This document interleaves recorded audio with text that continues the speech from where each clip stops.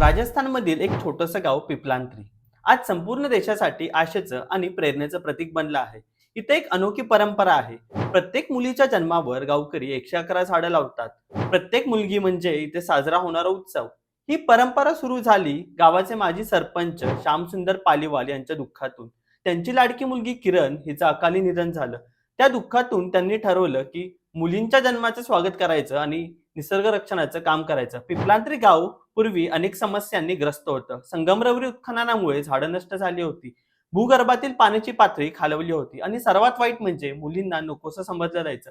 पण एका कल्पक निर्णयाने सगळं चित्र बदलून गेलं. मुलींच्या जन्मावर गावकरी एकत्र येतात. 111 झाडं लावतात, जसं की नीम, शीशम, आंबा आणि इतर फळझाडे.